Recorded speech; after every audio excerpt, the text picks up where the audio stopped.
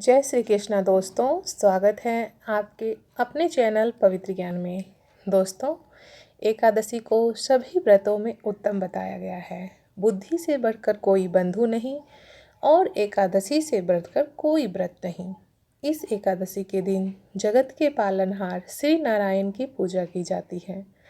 आमल की एकादशी के दिन भगवान नारायण के साथ साथ आंवले के वृक्ष की भी पूजा की जाती है। ऐसी मान्यता है कि जो भी भक्तगण इस दिन आमल की एकादशी का व्रत रखते हैं, उन्हें 1000 गौ दान देने के बराबर फल की प्राप्ति होती है।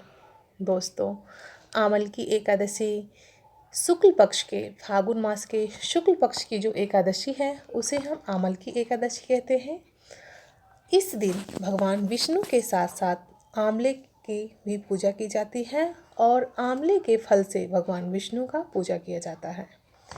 ऐसी मान्यता है कि सृष्टि की उत्पत्ति के समय भगवान विष्णु के मुख से एक कांतिमान बिंदु पृथ्वी पर गिरा और यही बिंदु पृथ्वी पर आकर आंवले के वृक्ष के रूप में प्रकट हुआ।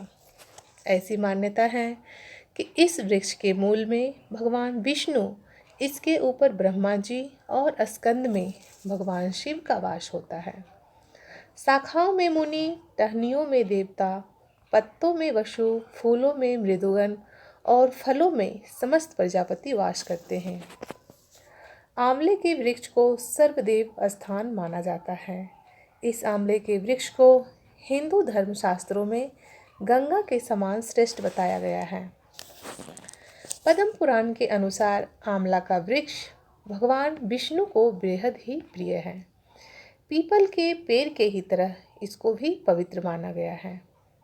इस आंवले के वृक्ष में सभी देवताओं का वास होता है। आइए इस व्रत की विधि जान लेते हैं। दोस्तों, एकादशी व्रत की जो शुरुआत है वह दशमी की रात्रि से ही हो जाती है। दशमी को हमें अल्पाहार लेना चाहिए और जो भी लहसुन, प्याज या फिर तामसिक भोजन होते हैं उसे नहीं ग्रहण करना चाहिए। रात्रि में ब्रश करके भगवान विष्णु का ध्यान करके सोना चाहिए। सुबह जब आप उठें तो स्नान आदि करके भगवान विष्णु की प्रतिमा के समक्ष हाथ में तिल, कुश, मुद्रा और जल लेकर व्रत का संकल्प लें। श्री नारायण से प्रार्थना करें, हे श्री नारायण, मैं आपके चरण में आई हूँ, मुझे अपनी शरण में ले लो। श्री हरि की पूजा के पश्चात आंवले के वृक्ष की पूजा करें।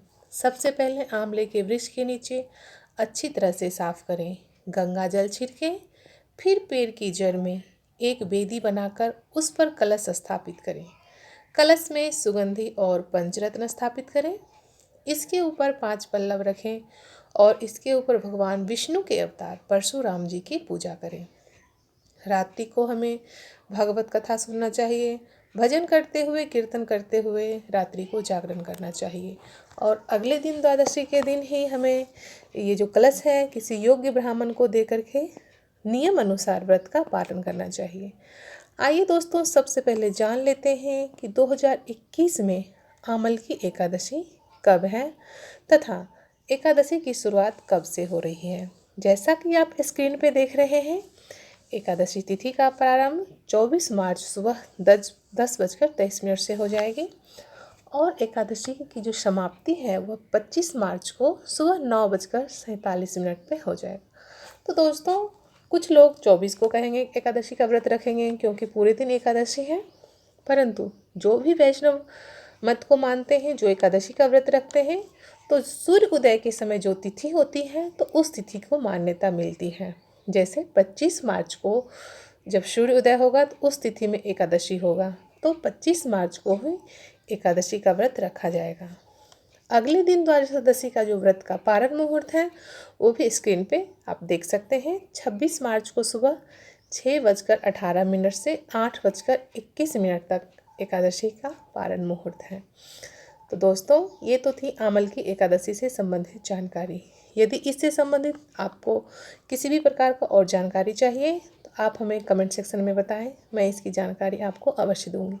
Thanks for watching, goodbye and take care friends.